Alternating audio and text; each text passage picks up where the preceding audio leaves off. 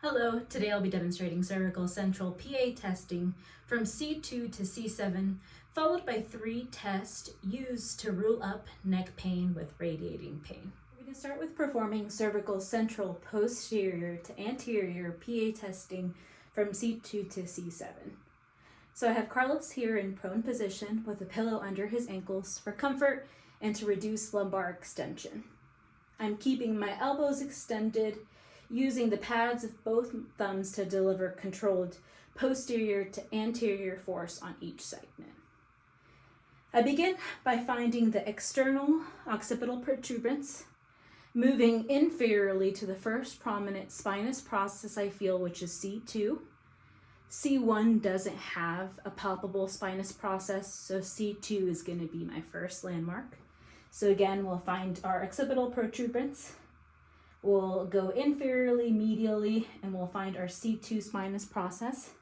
I can use both thumbs to provide that posterior to anterior force down. From C2, I can slide 1 finger width inferior to reach C3, continuing inferiorly. Each segment is roughly 1 finger width apart, so the next spinous process from there would be C4, and again, each segment I would be providing that posterior to anterior force. From C4, I can move down to C5, confirming that the spinous process becomes slightly a little bit more shallow as I move down more inferiorly. C6 is identified by its mobility with cervical extension. It really tends to disappear slightly when the patient extends. But we know that C7, when we move down, is our most prominent cervical spinous process and remains palpable during extension, helping differentiate it from C6, which is really nice. But from each one here, I can take up the soft tissue slack using my lateral fingers for comfort, then really sink my thumbs directly into the spinous process as I apply a gentle posterior to anterior force. So just remembering to, here in C7, to apply that force down. With this test, I'm assessing the relative mobility of each segment, whether it feels normal, hypomobile, or hypermobile. I'm noting any reproduction of the patient's symptoms, local pain, or referred pain. I'm assessing for muscle guarding or spasms that may limit motion or indicate irritation. I'm also evaluating the end feel, whether it's firm, capsular, or abruptly restricted. This test really helps me evaluate the orthokinematics of the cervical spine, identify any segmental restrictions, and determine whether mobility deficits are contributing to the patient's neck pain or movement limitations. These findings may help rule up the neck pain with mobility deficits classification, especially when hypomobility corresponds with the patient's symptoms and limited cervical range of motion. Now we'll move on to the Sperling's test.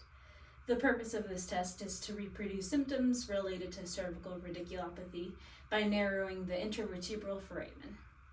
I have Carlos here in seated position, and I'm standing behind him.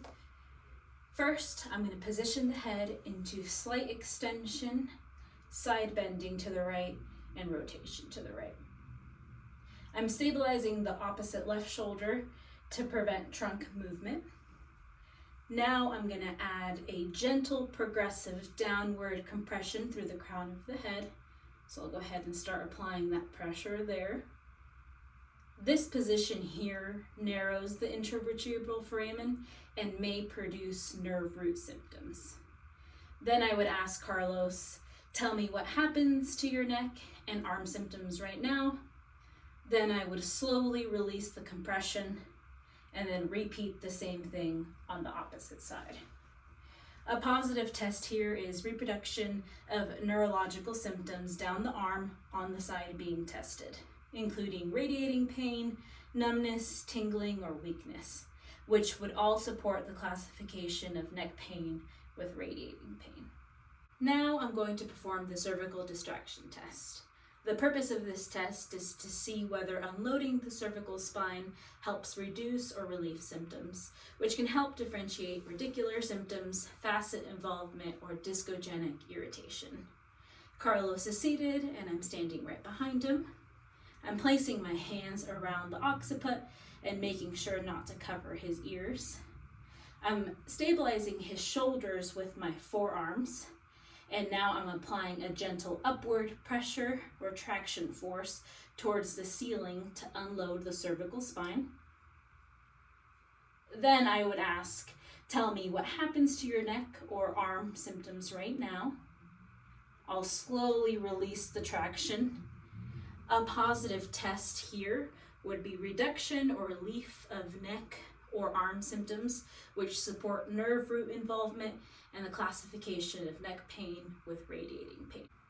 Finally, I'll perform the upper limb tension test with a median nerve bias. The purpose of this test is to assess neural, mechanosensitivity, and nerve root involvement. So I have Carlos here in supine position. To start with, I'm going to depress Carlos's shoulder and abduct the arm to about 110 degrees, flex the elbow to about 90 degrees, laterally rotate his elbow, and then we'll extend his wrist and fingers and slowly extend the elbow until symptoms are provoked.